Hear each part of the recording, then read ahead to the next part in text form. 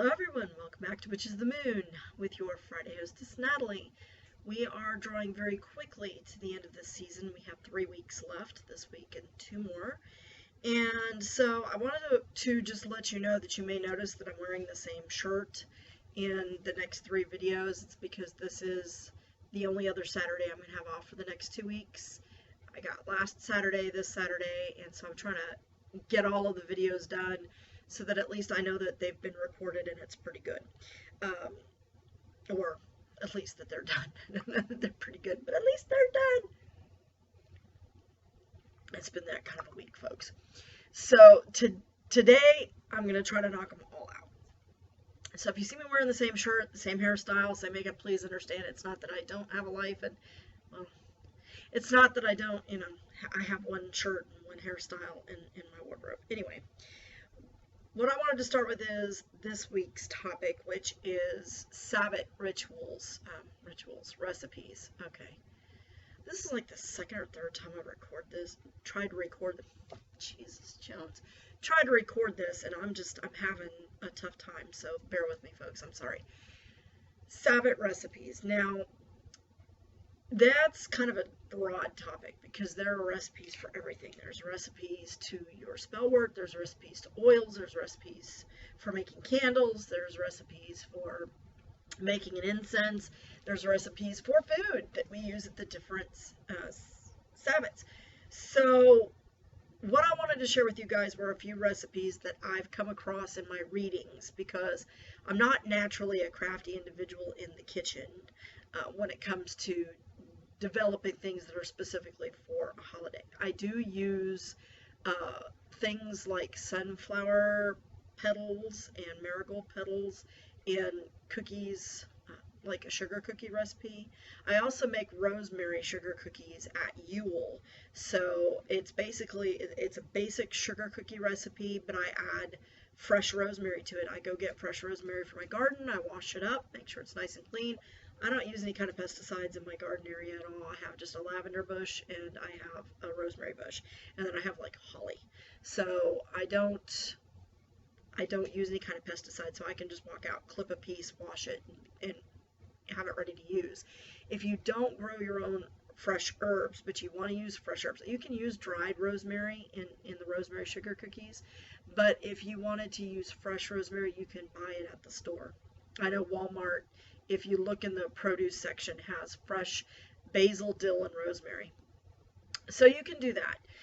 And I do that. That's a very simple recipe. It's actually a rather southern kind of thing, come to find out, because my husband thought it was disgusting that I was putting rosemary in the sugar cookies. I loved it. He started looking it up and realized it's very much a southern Yuletide tradition. Cheers, folks. I'm not the only one that likes it. If you are interested in learning about the Wheel of the Year and recipes, I wouldn't say recipes per se, but this particular book by the Campanellis, it's by Pauline and Dan Campanelli. This is the Wheel of the Year, Living the Magical Life. This happens to be on my Kindle, and I work with kids, so in case you're wondering about the silly looking iPad cover, I work with kids with special needs, and that includes children with autism who like to take your iPad and throw it like a frisbee. But that particular book is a very good book where they cover all of the different Sabbats, and they talk about the different herbs that are pertinent to that Sabbat. They talk about, I can't remember if they actually give you recipes, but they do tell you things that you can do. I don't know that it's like a recipe in terms of you need 6 ounces of this, you need an ounce. But they do give you some ideas on things that you can formulate to use in your Sabbats. Now, one of the things I do want to share that is an actual recipe is from Scott Cunningham's book, Wicca, A Guide for the Solitary Practitioner. And I believe in reading up on all things magical, and unfortunately, although I am not Wiccan particularly, I don't consider myself Wiccan. I actually just formally joined the Order of Bards, Ovates, and Druids, but I'm a witch, and so I will take what magical practice I can find and meld it into my own.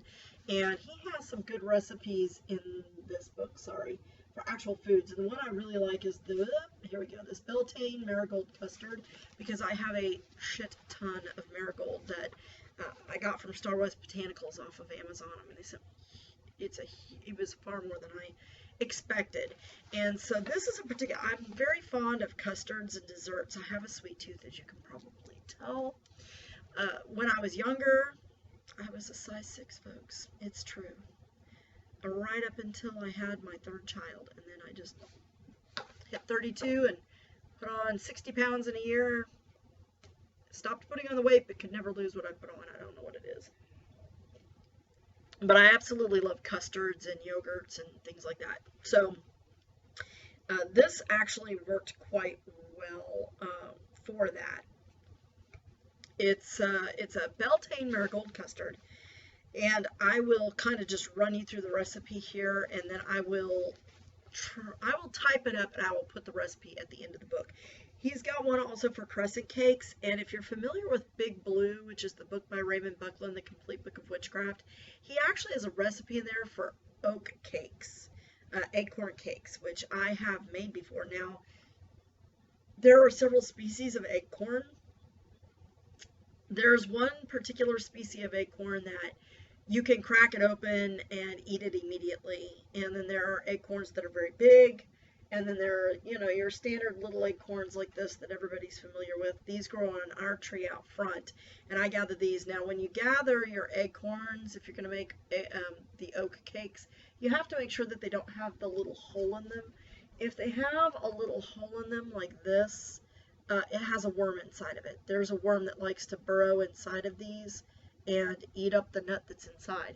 You can indeed eat acorns. The small ones like this have to be boiled several times before you can eat them, and I will warn you now, they have a substance in them called tannin, which is used to tan leather.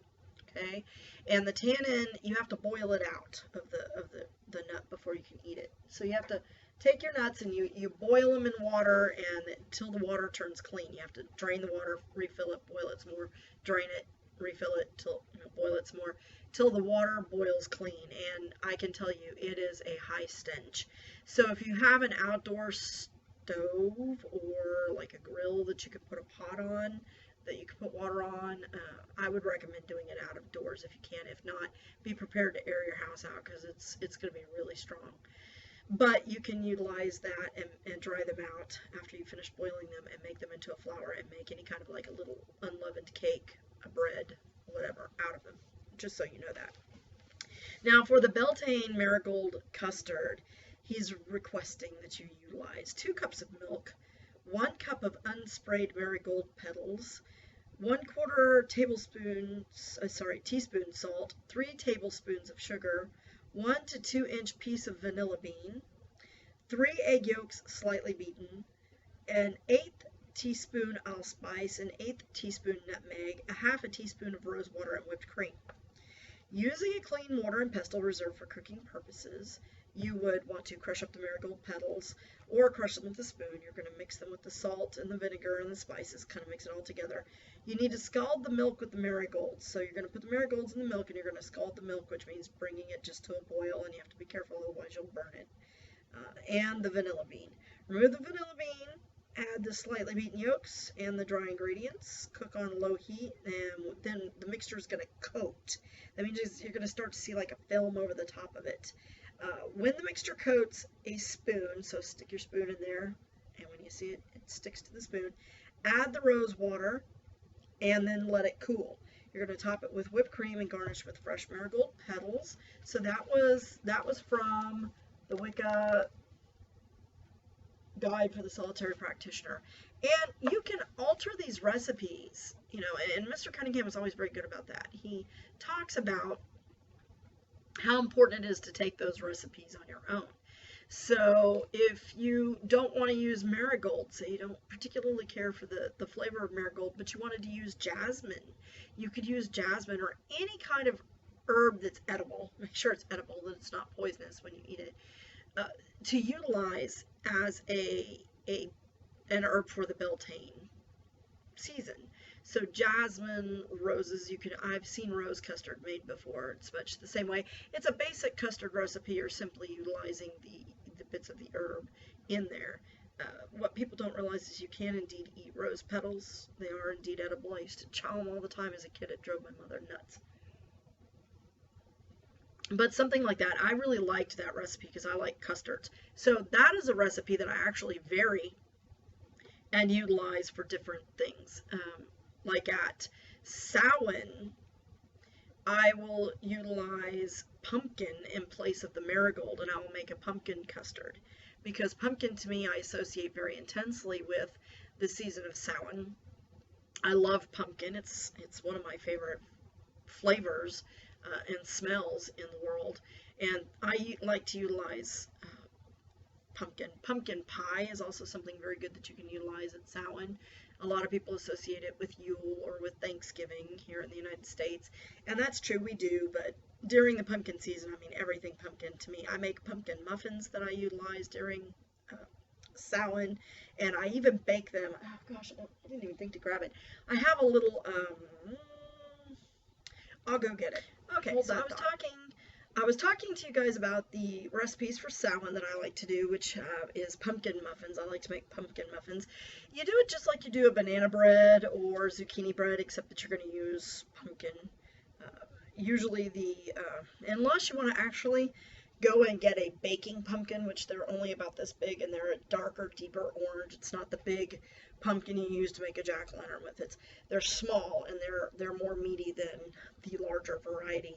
But you can buy just the canned pumpkin and use that. I like to add a lot of nutmeg. I like to add a lot of allspice, and those are all things that are associated with Samhain as well. But this is the little tray. It's a silicone muffin tray that I like to use at Samhain to make my Samhain muffins with. So I will make pumpkin muffins, and sometimes I will add actual other herbs in there with the pumpkin, such as people are going to think I'm weird, but I like the taste of patchouli. I'll add patchouli for a masculine essence to the Samhain things, but just do your research before you ingest any kind of herb and take a look at what's edible, what's not. Typically, if it's on your spice rack, it's edible, so you can utilize things like that in your kitchen to work it into your recipes for these different Sabbats. But I utilize a lot of like unleavened bread types of things. I utilize muffins. I utilize cookies, and I kind of empower them, so to speak, imbue them with my own energy and my visualization, because again, that kind of goes back to the week that we did on kitchen witchery, witching in the kitchen, where you're imbuing your cooking with the energies that you're wanting to see come out. So that's a couple of my recipes that I really like. Like I said, I do use acorns out of my trees. My tree out the front here, it produces prolifically acorns. They're all over the place. I just have to make sure I get them before the worms get to them, because once they fall to the ground, they're usually going to get eaten right away. So you have to go out and pick them. And again, you have to boil them. Now, my neighbor has the great big huge, I was trying to see if I had one. They have gigantinormous acorns that grow on their tree, and I don't know if their acorns are actually edible right off the tree. I guess I don't have one. Oh, I do have one in here. Okay. Acorns like this. Vastly different than the acorns that grow on my tree. So, I mean, that's the nut itself, and almost the entire cap is over it. These are kind of cute, actually, when they break open like this. Okay, I'm trying to figure out the camera. When they break open like this, sometimes they'll crack all the way open, and it actually looks like a little cap, and I'll put little faces on there, because I'm weird like that. But I don't know if those are edible straight off the tree or not. I have never tried to eat one, but definitely something you can consider. Again, research what's edible. I do know that the ones out my front door are edible. The small ones, you just, like I said, you have to boil the tannin out of them. So, let's see, is there another recipe that I wanted to share? Not particularly. Like I said, I'm not especially good at kitchen kinds of things when it comes to recipes. I have shared a few recipes before in the past on how I make different incenses, and it's a blending of various different herbs with an imbuing of the energies and the visualization that I want for that goal. So I hope that this hasn't been entirely boring. I'm sorry that it's not quite, where I'm in the kitchen and I'm showing you how it's done, but I hope that you got something out of it, and I will catch you guys on the other side. Thanks, and have a blessed day.